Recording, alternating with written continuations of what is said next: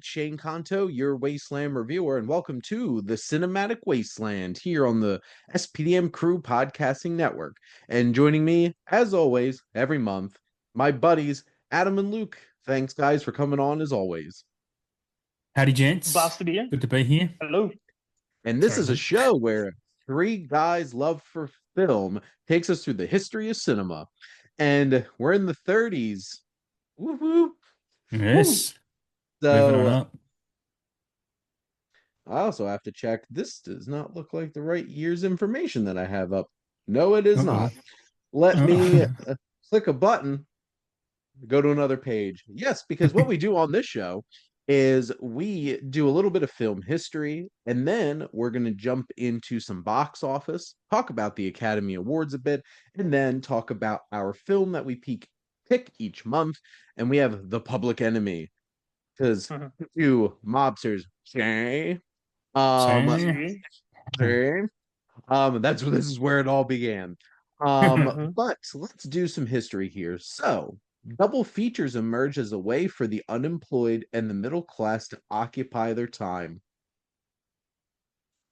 It's what I do Out with of the, my time in out of America, the sun or out of the snow. 2025.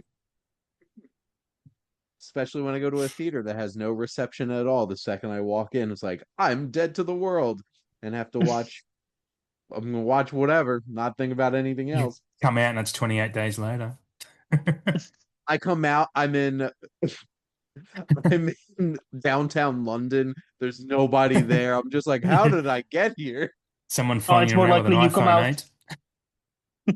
8. It's more likely you come out. It's gonna be the purge. Yeah. Well, I'm going back in the movies. Goodbye. Shane is like, fuck this. Next up, we have an early talkie gangster film starring Gary Cooper as a shooting gallery sharpshooter named The Kid, directed by Ruben Mamoulian's City Streets. His second feature film was notable as the first American film to have a voiceover during a close-up of a tear-stained face of Nan Cooley, played by Sylvia Sidney, and the stepdaughter of gangster Cooley, played by Guy Kibbe, as she recalled the past during a flashback. Ooh. The scene superimposed the kid's voice over her face as she remembered his words and thought her own out loud. Hitchcock already exhibited a voiceover in the sound version of the British film Blackmail in 1929.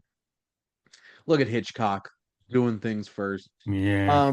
But this is interesting because this certainly sets that like noirish kind of motif that hmm a lot of those films do. Very interesting. Yeah. Next up, we got Warner's followed up its gangster film hit Little Caesar with newcomer James Cagney and Jean Harlow in a small part, starring in The Public Enemy, which we'll be talking about in a minute. A box office smash and one of the earliest and best of its gangster films. Director William Wellman's pre-code film was shot in less than a month at a cost of approximately $151,000. It was the most noted for the scene of Cagney pushing a grapefruit into the face of mall girlfriend May Clark.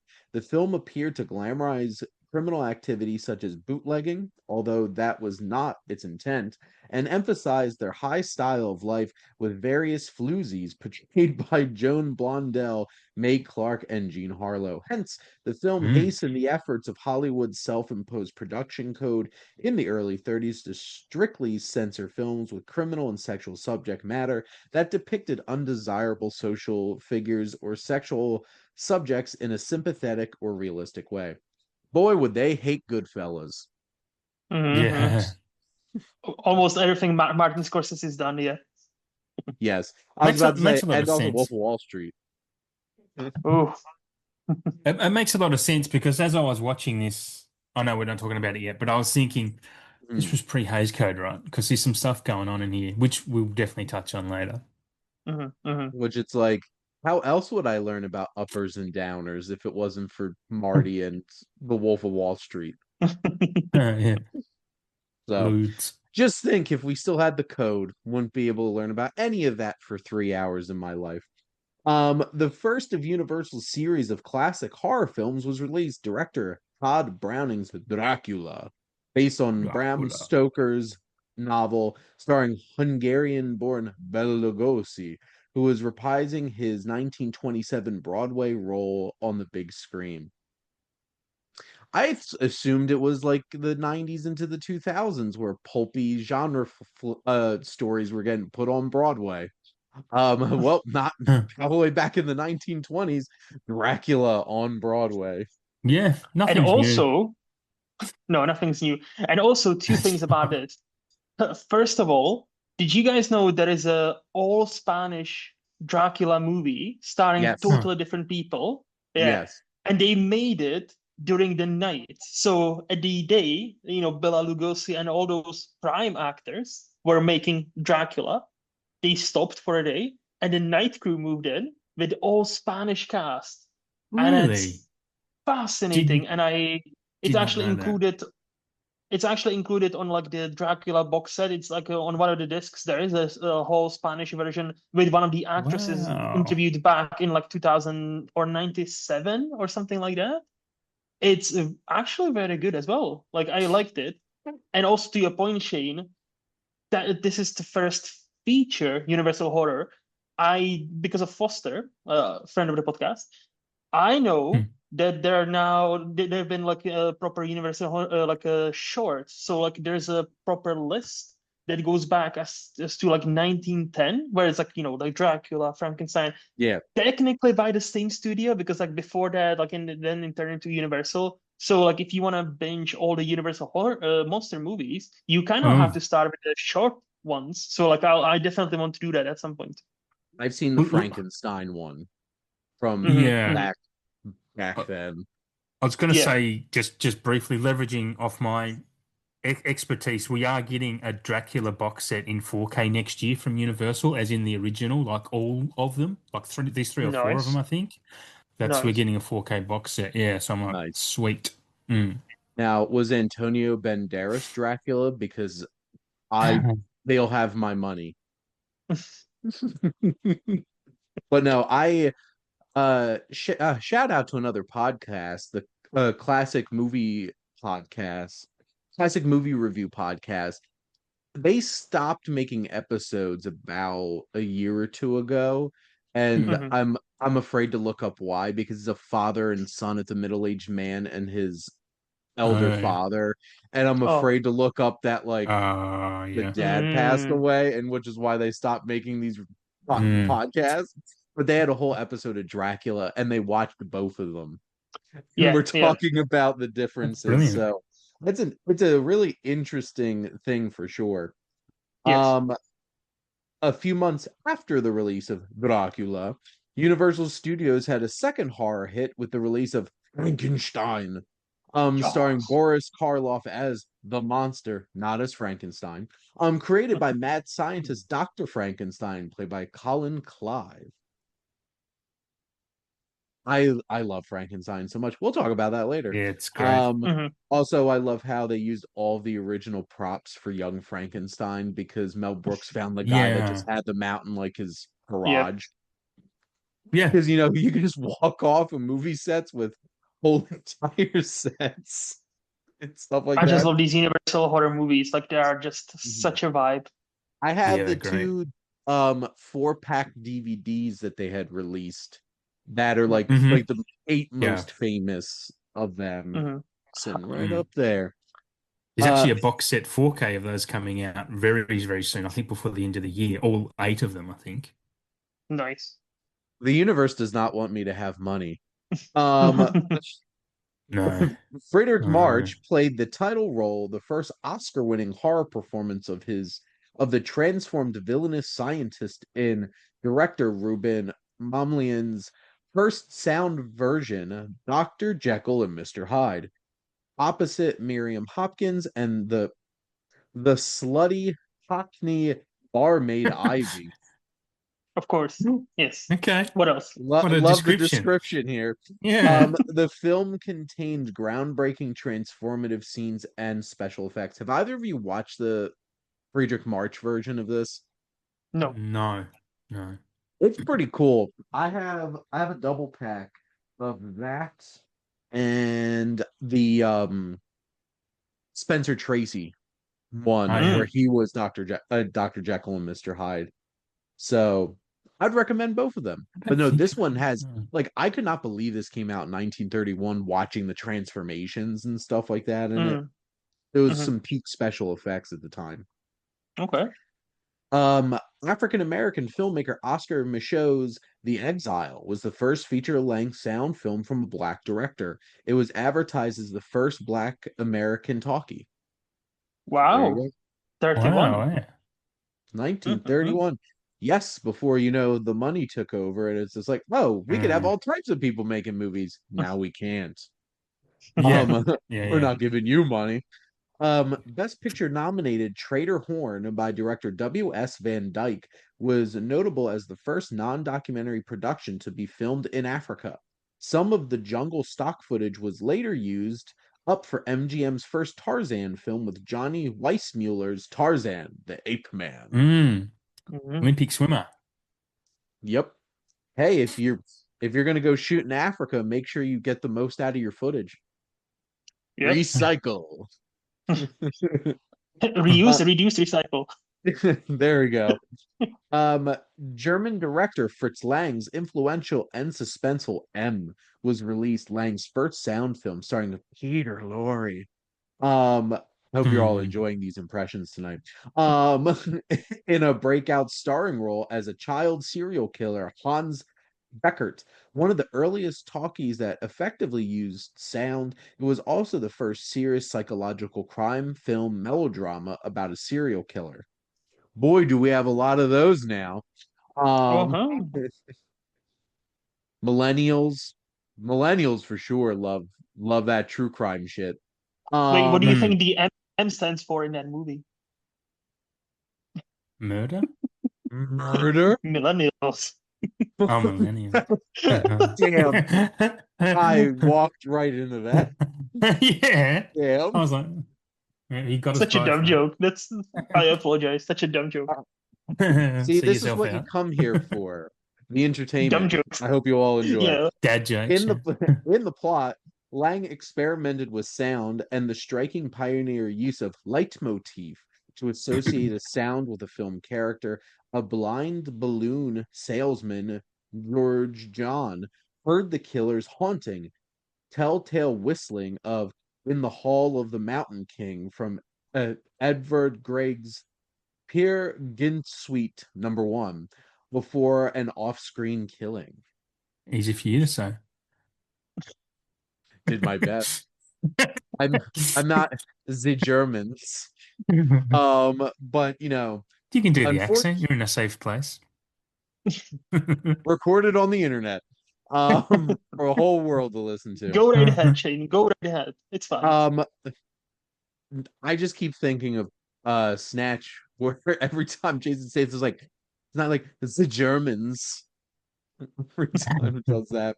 But unfortunately, this film was used as propaganda against Jewish people because of Peter Hmm. Lorre in Mm. during the Third Reich's rise in Germany. So that takes a if a film about kid serial killer couldn't be morbid enough, and Well, then the it was Republican's going to leveraged. be called the Fourth Reich.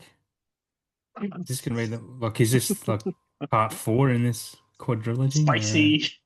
Um, Mm. there's no way in hell that they would take away their own branding to use somebody else's. Yeah, yeah, Mm. It's all about branding, yeah. Adam. You got to be able to Yeah. sell those hats in the Oval Office gift shop. Yeah. Hmm. Which every penny goes straight to that dickhead to pay his legal bills. Yep. Italian Argentinian director Carino Cristiani animated political satire Pelodopoulos, aka Podolo City, a lost film, has been credited as the first animated film with sound using the Vitaphone sound on disc synchronization system of process. See, reading some of this history stuff is like, I want to watch that movie. And it's just like, nope, Yeah. too bad. You can't. It's lost. The comic strip police detective Dick Tracy, created by cartoonist Chester Gould, made his debut appearance in the Detroit Mirror newspaper. The strip series often reflected the latest in political crime fighting techniques and procedurals. Gold's strip lasted until 1977 when it was taken over Hmm. by others. Dick Tracy's first appearance in film was Dick Tracy 1937, a Republic's Picture movie serial starring Ralph Bird. So for I 46 years. Holy shit. Huh. That stuff ran for a long time, and then they got the Yeah. Dick Tracy movie with Warren Beatty, Madonna, Hmm. and Al Pacino. Yeah, that's So a movie. it's colorful for sure. It is They were very like, colorful. it's like this is a comic book. We're making it. Hmm. Um, Next we have comedian W.C. Fields' first sound feature film was Warner's First National's pre-code musical comedy Her Majesty Love.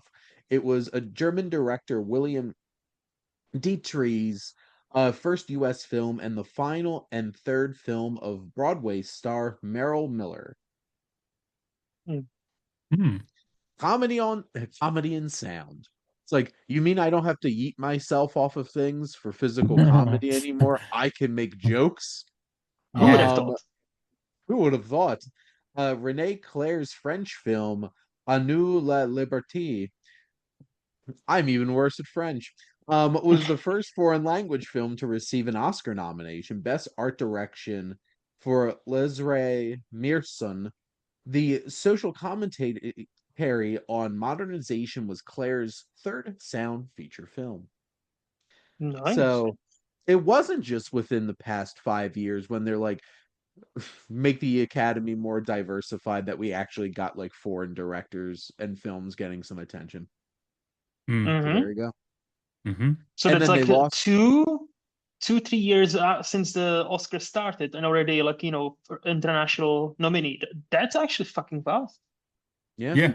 And then they It's pretty forgot fast. about that for like 70 years. And then they're like, oh shit, we need to start doing this again.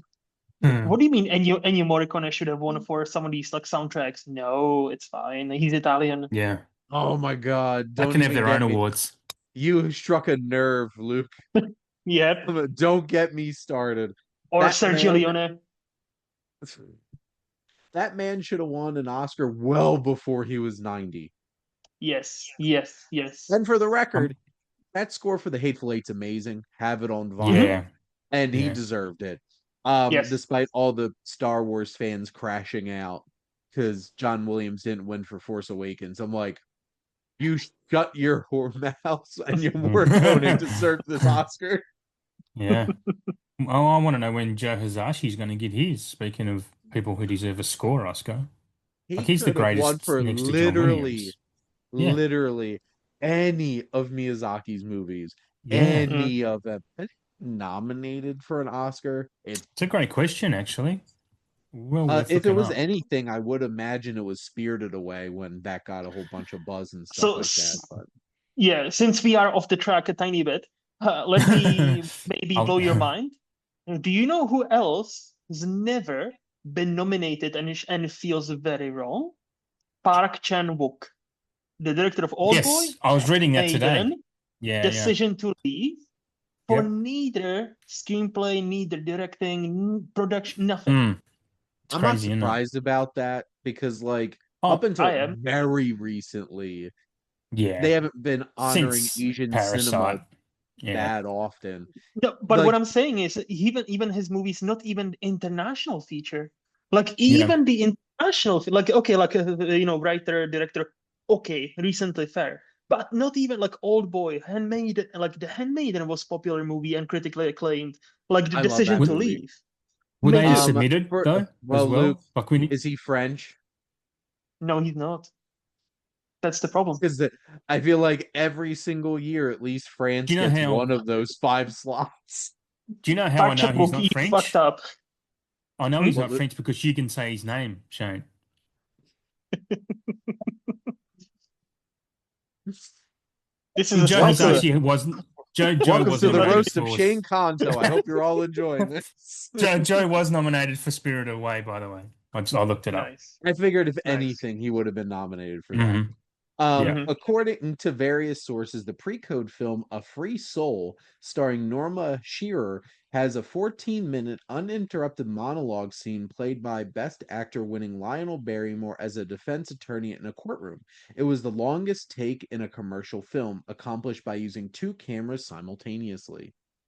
Mm-hmm. Ooh, Wow. cool 14 technical stuff. minutes. Damn.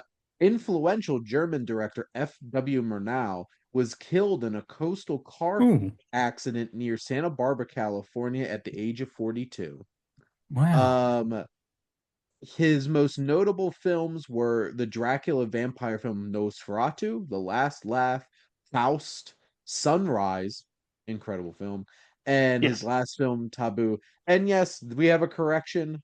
Joe Hisashi was not nominated for an Oscar because I can't read Injustice. properly. Yeah. No, it's not Adam's fault. It's Injustice's fault. Um, Yes. he should have, and we should have willed that into existence. And Hmm. lastly, somebody from my neck of the woods, American inventor Mm. and entrepreneur Thomas A. Edison was one of the early film pioneers and filmmakers, died at the age of 84. He was known as the Wizard of Menlo Park, New Jersey, for Mm-hmm. his many innovations, including the motion picture camera, the kinetograph, and the peephole film viewer called the kinenoscope. Although much of his work was contributed by his employees, notably W.K.L. Dixon, he was famous for establishing the world's first film production studio for Black Maria in 1893 and the so-called Edison Trust Motion Picture Patents Company in 1908. Composed of Wow. most of major film companies at the time, it was actually broken up and declared a monopoly and disbanded in 1918. I was Oh gonna say, wow, wasn't back Edison the when one America did shit about corporation? unethical business practices. Uh, Wasn't he the one yeah. who was gatekeeping a lot of the technology? Edison, Well, that's He's if what I remember. a well, lot Luke, you of can't get a Teslas, wasn't monopoly he? unless you gatekeep a little bit. Yeah. Yeah, a little bit. Yeah, A little just bit. be even, be it. So I just want to point this out before we move into box office stuff. So all of this talk about Netflix is bringing film to New Jersey. New Jersey's going to be the new Hollywood. Film Hmm. started here first before So it's gonna be Yeah. the Hollywood took it new away old from Hollywood. us. It's gonna be the new So, old Hollywood. It's a That's reboot. we. like, I don't like that it's Netflix bringing it back to New Jersey, but I'll take it. So, Mm-hmm. pride for New Jersey. Jersey proud. I'm a Jersey boy. Justice. Yeah. Yeah. So, going over to the box office. So, I got our top 10 films of the year. We have the Marx Brothers Horse Feathers was number 10 at $945,000. We have Strange Interlude that made $957,000. We did have 8 films that cracked $1 million. We had Smilin' Through, which made 1,004,000. Tarzan the Ape Man, 1,112,000. So those genre flicks with that ape man making that money. Um, Prosperity made 1,166,000. I feel like if you name your film Prosperity, you better make money, or that Yeah. just sounds embarrassing. Yes. Grand Hotel, Best Picture winner, made 1,235,000. Hell Divers, wonder what that's about. Made 1,244,000. Emma from MGM made 1,409,000. The Kid from Spain from United Artists made $2,621,000. And number one from Paramount, The Sign of the Cross, which made $2,739,000. Mm. Of course. I'd take that today. Yeah. I'll take good 2 Mhm. mil. I would certainly take that in 1931 money too, whatever that Well, is I would today. rather take it in 1931 money for sure. Just Yes. like Oh. wild. But I could have sworn that IMDb trivia had the Public Enemy we're gonna talk about shortly as like a 9th grossing movie of that year. Interesting. But Well, again, it's I got IMDb my trivia, so information from Wikipedia, so the most ah, trusted source of all information on the yes, internet. yes. To be fair, Yeah. IMDb trivia sometimes can be a bit dodgy, so hey, I don't Well, know. I think the challenging thing too is not this is reliable. It's Yeah. not like it's not like we have something like Box Office Mojo today that keeps track of stuff. Mm. Which even that, like Netflix doesn't even release their own numbers. Like K-pop Demon Hunter making $18 million last weekend. Wild in 2 days. Yeah, that is wild. Yeah. Yep. Yep. Led the Considering box everyone watched office. it already for free. There Well, were not for free, show but well, there were sing-along Because they're yeah, screenings and they were yeah. sing-alongs. sold out all across the United States. Crazy. Little You know what's girls crazier? screaming. You know what's crazier? This is a yet another Sony property that they were like, you know what, we don't know what to do with this. We don't believe in this. Mm. So hey, Give it to Netflix. Netflix, you can have it. Yeah. And yet again, Sony passes up on something that's so huge. And Sony Yeah. struggles. Like there was an email leak from a long time ago, you know, like the big Sony leak. And they said, we need to find movies that could develop into franchises like that have potential. Yeah. And yet again, they pass up to Netflix to, you know, to have massive mega hit. I'm There's a like, big this is argument that it wouldn't have been that successful without Netflix first. Like it got buzz, it got word of mouth because of Netflix. So if that just Maybe was this could be a released new widely, it wouldn't have maybe done. this could be a new model for Netflix. Drum up buzz Yeah, on the streaming service absolutely. and then put it in theaters. But this is the first film with 3 tracks in the top 5 on the Hot 100 chart since it was Saturday Night Fever. wow. Yeah, That's right. So fuck like 50 what? years, K-pop Demon Hunter is doing some crazy stuff. Not even wait, not even like I guess Mamma Mia wouldn't count. No, because That's they're not not original, yeah. no, they're not original songs. Fair. Um, well, unless it was Hmm. those versions, Rocky and I Horror? am What about sure Rocky Horror? Rocky Horror wasn't But wasn't popular it when it came pre out. this? Oh yeah, Mm, that's true. okay. Well, and this is the Hot 100 Billboard charts. This is like Yeah. the top. This is like Taylor Swift land and Mm. Sabrina Carpenter land, like where people like make a shitload Don't of like money. shit music. Yeah, okay. All right. Wow. You Well, to mean be you fair, mean I don't listen to Taylor Swift or Sabrina Nah, Carpenter. me either. I wouldn't know if it's good or bad, actually. I you just mean watch Um, 50 Cent attack me. Soon? You mean Taylor Kelsey soon? You know, Oh, do you reckon she'll change her name? Yeah, that'll be yeah. then what she'll do is release new Nah. albums with a new name on it for her fans to make more money off Re-release them. again. Yeah. yeah, well, to be fair, she has a acute business acumen and knows how to No, make money. she's a rip-off. Releasing 4 covers for your album is absolutely taking advantage of your fans. I think it's But Like deplorable. I It's said, deplorable. acute business acumen. It's I'll lack of say scruples. in defense of Taylor Swift, which I like, I don't really like her that much. Like, I'm not a big fan, but I know a few things. Like, when she does a tour, most of the people always stay with her because she actually pays them very nice bonuses after the tour. Like, every single member, like, even if Hmm? you holding cables, like, last time we got like 100, She can 150K. afford to because she On, sells 4 albums for one, no, of right? course, of course. But But not also, like, everybody does that, Adam. but of course, but like another thing Buys is them, like no. every city she goes to, apparently she makes sure she fills up food donation banks with like some like amount of money. So like you know there's an argument to be made where Tax Taylor Swift for like deductible. well in the UK I don't think it is. I don't know if it works These, like that. In I the think US, traveling it's an artists have to pay itemized tax. deduction. In I don't know. when artists and sportsmen travel, they have to pay tax on their earnings in that country. I know in Australia, Yeah. like Hmm. if, Hmm. for the tennis open, if you make money in the tennis open, you have to lodge your tax return and pay your Yeah. money, whatever you would I like how have you call it paid. the tennis open, not Australian Open, because Well, you know I you're was from there. just, well, it could have been the Golf Open, but I was making sure we knew it was tennis. Yeah. But yeah, I mean, I'm sure the same would be in every country. So Hmm. if she donates some of that, then she probably has to pay a little bit less. And I don't know. I think Like, look, I And just the don't yes, more trust billionaires. I don't the trust moral of billionaires. this story is this is why accountants make so much money.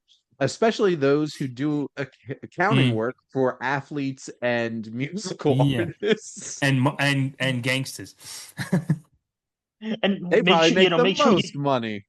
yeah, but just make But sure you don't end up with a accountant, you know, Wesley Snipes head. Okay, those accountants will make all the money off of you and run, and you go to prison. there you go. Well, let's talk about some Academy Awards. So, for Outstanding Picture, because it's still Outstanding Picture, we have yet to get to Best Picture. We have The Smiling Lieutenant, Shanghai Express, 1 Hour with You, five-star final, The Champ, Bad Girl, Aerosmith, as in the John Ford film, not the Steven Tyler led band, and winner, Grand Hotel. So it won Best Picture, and it was the number 5 movie at the box office that year. So there you go. Nice. I thought it was Okay. an interesting movie, and I thought it was pretty solid. Did a Wasteland watch list of that. Um, Directing, we have Joseph von Sternberg for Shanghai Express, King Vidor for The Champ, and if I'm not mistaken, King Vidor and Frank Borzage for Bad Girl co-won the award. Hmm. So they did have a tie at this Academy Awards because Mm, that is possible because math. It, yes, it yes. is. We have writing adapted. So we have Percy Heath and Samuel Hoffenstein for Dr. Jekyll, Mr. Hyde, Sidney Howard for Aerosmith, and winner Edwin Burke for Bad Girl. Bad Girl getting a lot of attention at this Academy Awards. Everybody Writing, loves a bad girl. everybody loves a bad girl, especially before the code. Uh, and then we were told we Hmm. could not like bad girls anymore. Um, Yes. Original writing, we have Adela Rogers St. John's and Jan Murfin for What Price Hollywood? Question mark. Nothing Lucian about. Hubbard, The Star Witness, Grover Jones and William Slavens McNutt for What? Lady and Gent, That and definitely sounds winner. like a pre-code movie. Sorry, that was the name of the writer was William Oh, Slavens McNutt. well, it sounds like the title of a pre-code movie. And I am pretty sure he was banned, you know, when the Hays Code came in effect. It was like, no, we cannot We have can that on no the longer screen. write movies. We cannot put You McNutt on Yeah. any need to credits change that last anymore. name, buddy. Need to change that last name, buddy. Okay. Oh, wait, that's not going to be on the McDonald's menu, that's for sure. Buy a McNut. Well, I went to go see Relay, that new Special sauce. David Mackenzie movie last weekend, and the cinematographer's Giles Nutkins. And my wife was like, Jess is just like, no, Nutkins. that's not a real name. That That's sounds like just a Ben Stiller insult. You it's nutkins. she's like, that's as Yeah. real of a name as Hambone McName of McFake Namington. That's Jess's favorite. That's actually her name on our Netflix account is Hambone Really? McNamington. So there you go. Mm. I don't think she puts a real name on anything. Anytime she submits ballots for my monthly thing that I do, it's always fake names. They're hilarious. Just as my Uh, hero. Fucking uh, name, isn't it? Isn't that how it's pronounced?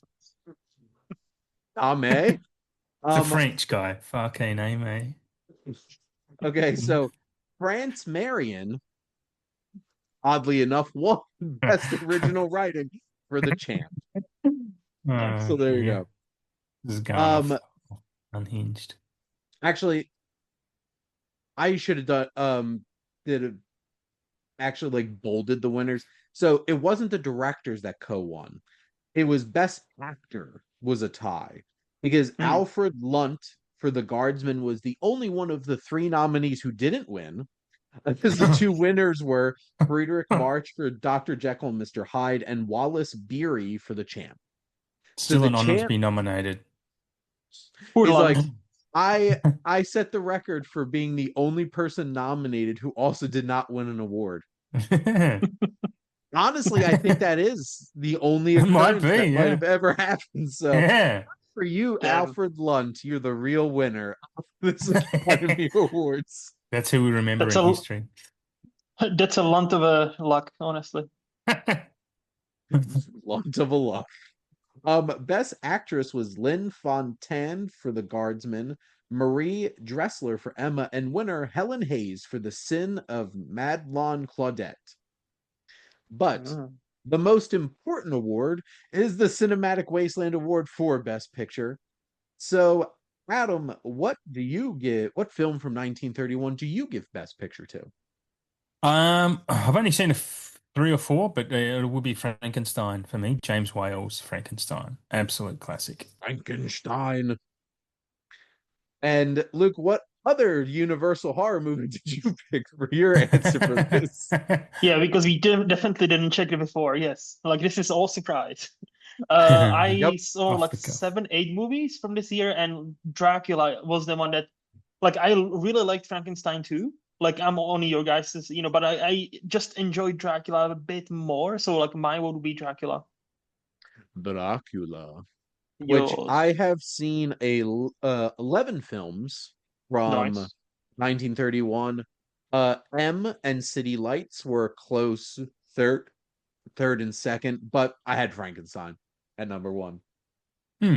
So this is Big the first sci. time we actually like nominate. There's two to one. Nice. So the real winner then is Frankenstein for Frankenstein. the Cinematic Frankenstein. Wasteland Award for Best Picture.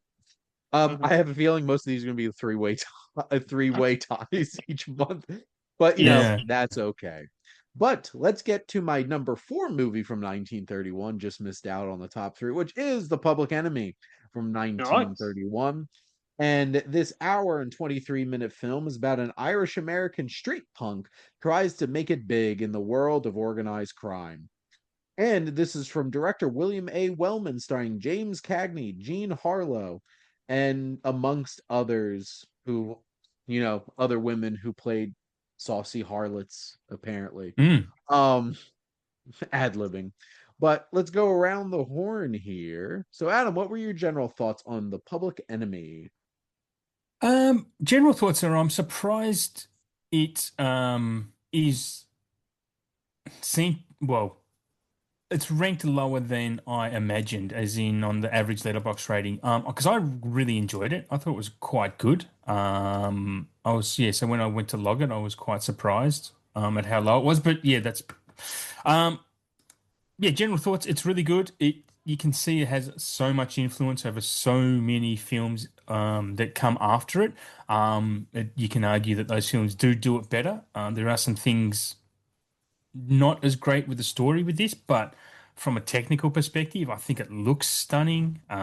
It is great practical sets, great, even some practical effects are really good. Um, there's some really cool characters in it, good and bad, maybe, and was really intriguing from that pre-Hays Code where um, it was very the innuendo was really strong, as in the sex and effectively Mhm. a rape of a male in this. There was a Yeah. bit going on. Um, Obviously, you don't see anything because it wasn't that raunchy, but there was still stuff going on in here that you thought for 1931, well, people were horny bastards just like we are nowadays. Like you kind of, I've said this before on this show, I think, but you kind of assume it was such innocent time because of, I guess, the Hays Code stuff that we saw, where everything Mhm. was, really bland and nothing exciting. But yeah, man, Sanitized. they were horny people. That's why the human race has succeeded, I guess, because people were horny. And this movie really shows it, actually. Yeah, they were. Mm. Fun fact: if people were not horny, neither of us would be here. No, exactly right. Yeah, yeah. Well, and thank God for alcohol. So, I think that can account for a lot of births. And holidays. Mm. Use some math, people. What was Mm. Yep. 9 months Oh, yeah, yeah, before yeah, your yeah. birth? What was 9 months before your birthday? Mine was Valentine's Day. But Luke, what were your Australia general Day. thoughts? Nice. That's the most Australian thing about Adam. Yeah. The long weekend, I'm sure. Yeah. Luke, what are your general thoughts on The Public Enemy? I actually enjoyed it. I liked it. I basically copy and paste for most what Adam said. Like technically it's actually great. Like that's why yet again I appreciate this podcast so much, because like it exposed me to a lot of like even earlier stuff I wasn't aware of. And if you compare this movie to something even like from 5 years before that, like how it moves, how it's shot, how this movie tries to do like, hey, we track this person from when they were child to when they become this gangster, right? And how we Mm. see downfall of his character mainly, and also his actual downfall. Again, like many movies have done the same shtick, obviously better because they came later, they know exactly what works, what doesn't. And yeah, I really liked it. So what about you, number four, fourth movie of yours? Which, to be fair, like half of them are shitty John Ford movies. It's, except Yeah. Aerosmith is actually a really good movie. Would recommend. That's my number five movie of Mm. Nice. 1931. But I think this film, I think James Cagney's a big selling point on this Hmm. because Mm. him and E.G. Robinson basically Mm. set the tone for the see Hmm. gangster movies, which is so funny because I watched this on Max. And then the Me too. recommended movie right afterwards had both of them in it. And Ah. I'm like, was this the Avengers before the Avengers were a thing? What was the movie? I Sorry if don't I put you on the spot. remember. That's okay. I can look that up. Which wasn't, I guess it wasn't like as famous of a movie. So it wasn't like White Heat or this or Scarface, stuff like that, because then I would have remembered. Scarface was, I think, was also one of the recommended ones. Hmm. But Hmm. I think James Cagney's fantastic. I just think that he has this energy, which also Jess came down for the last bit of this when she woke up and she's like, the eyebrows. He has such aggressive eyebrows. Yeah. Hmm. Yeah. It's just like this man looks like a villain. He's an angry looking guy. Yeah. He's an angry man. Um, I think I think the third act of this movie was so legit. Like Mm. Hmm. there's really great moments like that whole like assassination attempt where like they're walking Mm. out of the building and then it has the Yeah. shot coming down from the building looking down at them, Yeah. and Yeah. like that was really Kind of impressive. revolutionary. And using real bullets, by the way. That What? scene on IMDb. So famously, they actually had like some sort of expert on a set that day, and they so the when you see the tight shots on a Yeah. wall when he Yeah. hides, those are actual real bullets. And I'm like, Jesus. old Hollywood never change. Wow. Yeah. Well, Hmm. Hmm. well, It Well, makes it explains why it looks so good, though, I suppose. they it did it for does. the cinema. Yeah, So, yeah. and like Oh, the yeah. ending of this movie goes so hard Hmm. Mm. where like Tom gets kidnapped out of nowhere. And then it's just like, we're bringing him home.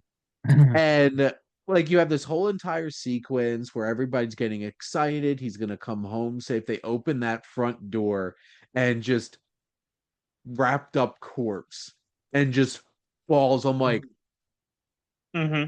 the reaction I had watching this, I'm like, holy, like that hit me, and I'm like, damn, that's a cold way to end this movie. And it's just like guy walking over the dead body off towards the camera out of frame, and you're just like, that's how you end a movie. That's how you show Mm. consequences. Apparently Yeah. that's how they have to have that ending, so Yeah. so everybody understands crime doesn't pay, and that's why they had the Mm. like title card as well at the Yeah, end. yeah. Yeah, Mm. which this was, I'd put this up there with the end of The Irishman, of like gangster movies that just Oh yeah. really capture just like, Yep. yeah, this is the life you're looking at. You're either gonna die like this one, Hmm. Yeah. or you're gonna be an old, lonely person sitting in a nursing home all by yourself as that camera Mm. just slowly creeps away from you. So Hmm. Crime the doesn't pay, see? same. There's definitely moments where and this is the challenge of this being an early film and a trendsetter. Like some of the elements of like the first two acts, I felt like felt a little just too bland and basic in terms of Hmm. storytelling and stuff like that. But Yeah. this really started ratcheting things up. And like this is some of the most electric, interesting storytelling and filmmaking in a film from this era, that third act Hmm. of this movie. I'm like, I feel like this movie's remembered because how much of like a punch this had at the end of it for sure. But I think it tells an interesting story of you see these kids from kids and growing up and this is the life that they're going to be living and stuff like that. And He would. you get the catching radios falling off the back of the truck-esque moments of Mm, that gangster life Hmm. and stuff like that. Not quite that, because obviously, my God, how heavy would a radio have been if it fell off the back of a truck in yeah. 1931? Yeah. It's just like, this is a whole dresser. Just trying to grab it off the back of the truck. But I guess what Mm. are some other things that stood out to both of you about the film? You just touched on the characters, how like I told the story of him as a kid, and I'll put my tongue back in. It's interesting how he was a shithead as a kid, Tommy, and he was a shithead as an adult. Most of these movies now kind of show how they were just a regular kid or a good kid and they turned bad. He was just a prick from the start. He was always an asshole and I don't know, this thing stood out to me too, and I don't know if it would stand out to most people, but the fact that his dad saw him and he was just wearing his cop hat at home, like he's wearing his police hat at home, so we know he's a cop before he beats the hell out of his son. It's like, oh well, the fact you Hmm. beat the hell out of your son probably tells us you're a cop. But um, it was really, I thought that was a weird choice. I don't know, just a strange little thing I picked up on. Hmm. Yeah. Well, I guess way back in 1931, they're like ACAB. All cops are bastards. Yeah. Like to me, like we've covered a lot of things already. So like my only quote unquote like downside, what do you like? I'll touch on something you said, Shane. I wouldn't say it's like basic. I think what the movie is trying to do, like show us the entire life of this man or two men, really. I think Mm. that's ultimately, for me at least, was kind of its downfall, where sometimes it feels like it was trying to do too much in not enough time. So, as I've written in my Mm. letterbox review, and Adam mocked me for it already, this is a 1 hour 23, 24 movie, right? So like 84 Yeah. minutes. This could have easily used like 20, 30 minutes like, just to flesh out most of the characters, really. Because like, and like most of the women, oh yeah, she's there, and now she's not. Oh yeah, she's getting grapefruit in her face. No, that's about it. And even there was like swings, like suddenly, like to your point, Adam, like I don't think he was a shit, like he was a shithead, but he was a kid. Like kidheads are all dicks, like so like I No, don't not think he like was he a was though. proper. No, not like that. I mean, they did have their little club, like with and Mhm. I've written in my note, it's Putty knows the piano pedo. Hey, we're in this club for all these pickpocket boys. Because Yeah. that's the immediate thing. He's just this guy playing the piano surrounded by all these kids who steal for him. And then he Mhm. basically robs them and gives them nothing for the stuff. Oh, well, you owe club fees for this month, so you get Oliver nothing. It's like, Twist. oh, fair enough. I Yeah, was yeah, gonna say, yeah. but wasn't it a kind of thing at the time?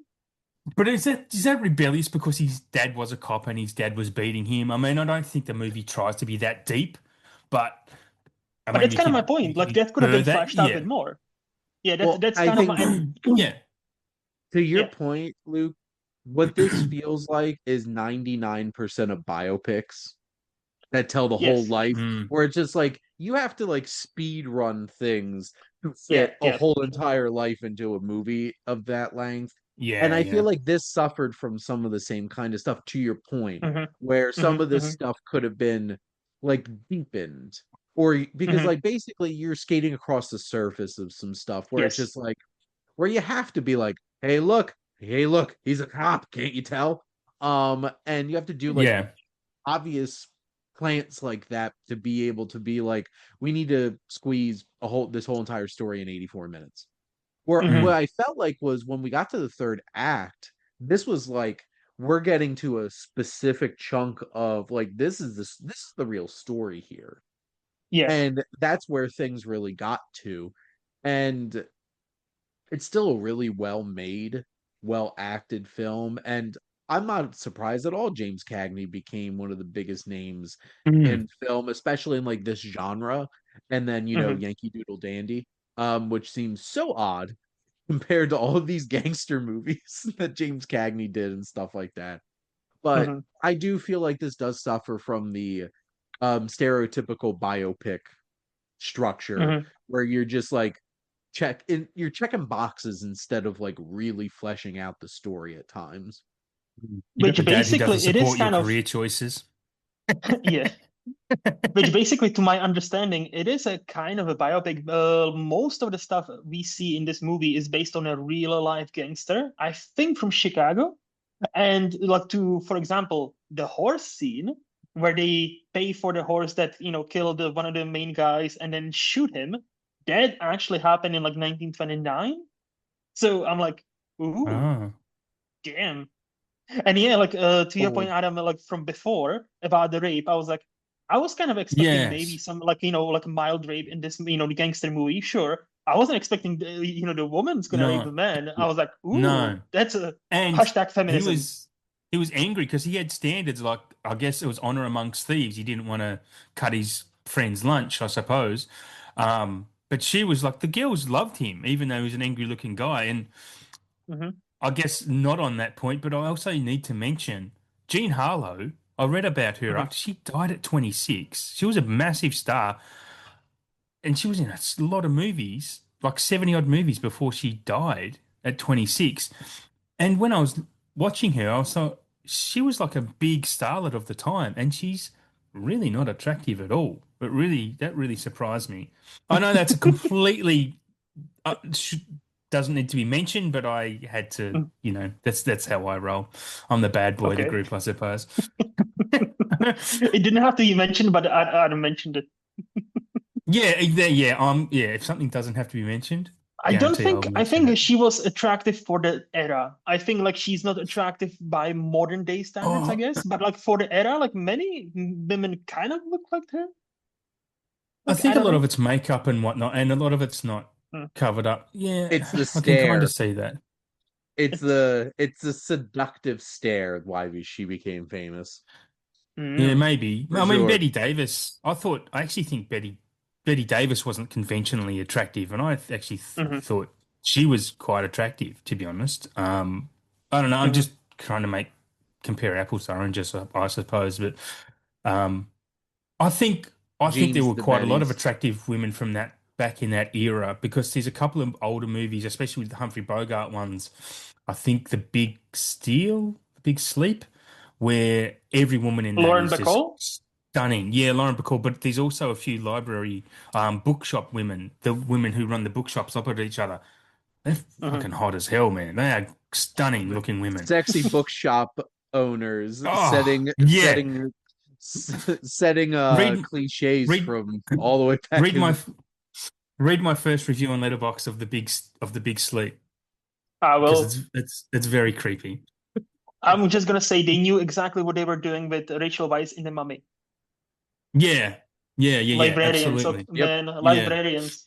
Mm, the yeah. Mummy, the sexual awakening of many millennials. Um, Yeah.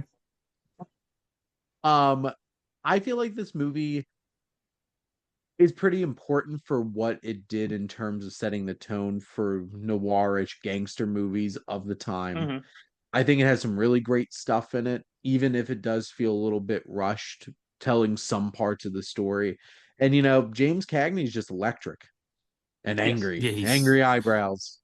mm. But what I liked, This he's is not just angry all the time, right? Like he's like, like when he bags I think Gene Harlow on the street, he does the little dance like before he gets into his car. So he's kind of like silly at times. And I'm like, Mhm. this is an interesting choice that, I'm not gonna be just menacing and like pissed off all the time. But like, yeah, I'm just gonna silly bee dance for like a second or two. And I'm like, oh, okay, he's mm. twirling. Cool. It was Joe Pesci long before Joe Pesci played Tommy DeVito. It's like, Yeah. Buddy, how? funny like a clown. Do I amuse you? But like again, It's to your it's point, still like that kind of energy, except yes, I don't think Joe Pesci's going to be doing a dance, but no, James Cagney He's a could, powder yes, because keg. He's one of those powder keg characters who go off at any time for any reason. mm-hmm, mhm. This was but to my your first point, not just Cagney the film gangster too. movies. Oh, is it? I'd never seen a Cagney film before, yeah, which I was surprised Oh, when I watched it. Yeah. mm, Hmm. okay. I I actually saw some later in life films of his because he did some films later in life with John Ford. Yeah, yeah, Of yeah. On course. my John Ford series. But he, I think White Heat's the big film for him, and Angels with Dirty Faces. Hmm. White Heat's the one where he's like, "I'm on top of the world," like screaming at the end when the whole thing's like blowing up around him. Mm-hmm, So that's a pretty iconic Okay. moment for Cagney. But like it's that energy. mm-hmm. Mm. Oh no, you know Yeah. what? Just said he before there was Jack Nicholson, there was James Cagney for Yeah. Angry That's Eyebrows. Yep. That's a absolutely great respect that. comparison. Yeah, Absolutely. yeah. Yep. Yep. And now we've got Ray doing the same thing. Yeah, Ray Nicholson. Yep. Just like Cagney, smile. Nicholson in that order. Yeah. But I guess do either of you have any other thoughts to throw out there about the Public Enemy? Um, just one quote that I wrote down, which I really liked, is Mhm, that he's going to school to learn how to be poor. Didn't talk about the dynamic with his brother as well. Like his brother was the army guy. I thought that was really good actually to have that in the film. mhm, Like he was against what he did and served him beer at the mhm, table, and he was against it. So yeah, I liked a lot of that. Well, and I think that's a good dichotomy to have in the film too, Mm, yeah. because mm. having that kind of, it's I don't know about either of you, but like I have a brother And and your Mhm. opposite? yes. Yeah, And same. getting Yeah. people comparing you, people being well, a bunch of people at our high school would be like to my brother, "Why can't you be more like Shane?" Oh wow. Which he loved. I was gonna say there Yeah, must have I been bet. fun for him. As long as it wasn't your mum saying it, because it's worse when it comes from your parents. Yep, These were yep. straight. These were multiple teachers Oh in wow. school and stuff like that. Because I was the good kid. Yeah, yeah. I was a So good kid too. Yeah. but like that's always an interesting dynamic to include because siblings are fun. They open up a Hmm. whole other layer of Hmm. dynamics with people. And yeah, I think that thought that was an interesting part of the film for sure. Like And when he even just like, punches him. Oh, sorry. Mm. well, I've been there too. No, but All what I right. meant with this movie specifically, he's the only one who lands a punch on him. And any other guy, he would have already taken out his pistol, shoot him. Mm. That's it. But Mm. because it's his brother, he just laughs at him, tears down like a load of money, throws it in his face, and just fucks off. And I'm like, Yeah. hmm, okay. Yeah. There's different rules He for was siblings. Oh yeah, he was definitely all about family, Tommy. Like yes, he was still, despite what Like he the did, he was Fast and still the all about Furious. It's yeah. all about Father, family. family. father. But no, like stereotypical Italians, Irish gangster Mhm. stuff. It's just like it is about family. And that's what makes that Yeah. last scene so impactful too. Yeah. Hmm. Hmm. Yeah. Family waiting for him to come home Hmm. and he got sent home as a corpse.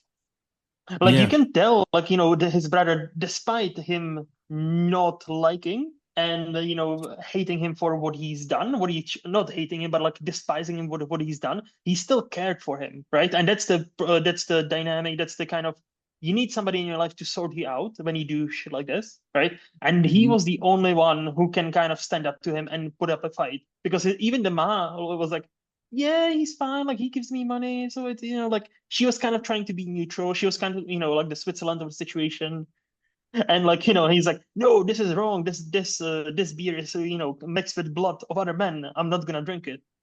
I'm like, "Hmm, This is the Yeah. perfect example of you do not have to like your family, but you do yeah, No. love your family. Yeah. yeah, yeah." But And my last kind of point about this Yeah. movie, just to kind of wrap it up, Again, like you mentioned Shane before, like, this influenced a lot of like noir gangster movies. I would even go one step further. Like if you watch Casino, if you watch, Bronx Tale from Robert De Niro directed, Yeah. Mm, a lot of the same elements like we see from a rags to riches story, from like, this guy starts up, from here and then, Mhm. works himself out to be this big mobster.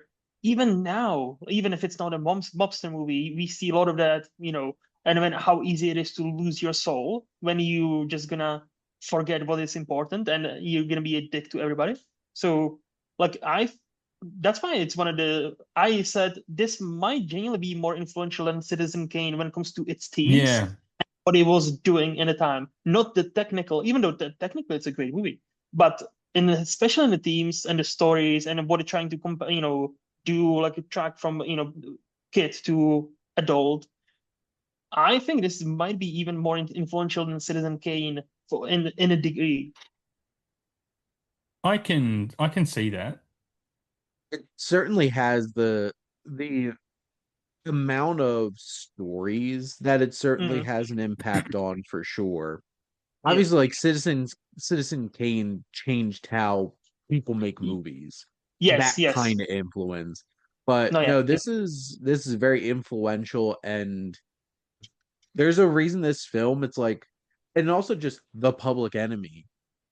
Mm, Hmm. Like that obviously didn't yeah. come from this, but like that has that kind of, like, you think of a movie, it's like that's the kind of movie I think of when I think of like a gangster movie kind Hmm. of thing, and just that kind of influence and legacy with it. But Hmm. those are our thoughts on The Public Enemy. And that is a wrap on our exploration of 1931. But next month, we're going to be talking about I Am a Fugitive from a Chain Gang. Am I? You'll find out. And so, but Adam and Luke, thank you both so much for coming on and talking movies with me. It was a Always a delight as blast. always. Thank you. And thank all of you for listening. Make sure to like, comment, and share on this episode. What's your favorite gangster shay kind of movie? Old school gangster movies, or if you haven't explored those, what are some of your favorite modern gangster movies? There's certainly a lot. You could Hmm. choose a lot from just Martin Scorsese, And or why is just it Goodfellas? what's a Goodfellas. And make sure to follow or subscribe wherever you listen to your podcast. The SPM Crew Podcasting Network is ever expanding. So many different shows, different interests. Adam has a new show that's Mm. rolling out, and been enjoying Adam's journey to become a horror junkie. Well, I am a horror junkie all of a sudden, but a horror aficionado maybe. Yeah, it's fun. It's great. Mhm. Adam's Really getting a enjoying it. promotion from junkie to aficionado. Um, and obviously check out all of our shows. We probably have 8 of them between 300. the three of us, Mm. on the SPDM Crew Podcasting Network. But if you're interested in joining the crew, reach out to us, whether you want to be a guest on one of these shows or if you want to start your own podcast. And if you like our logo, check out my buddy Joe. He does some great work. He's a good paisan too. And most importantly, thank you as always for tuning in and supporting the cinematic wasteland here on the SPDM Crew Podcasting Network.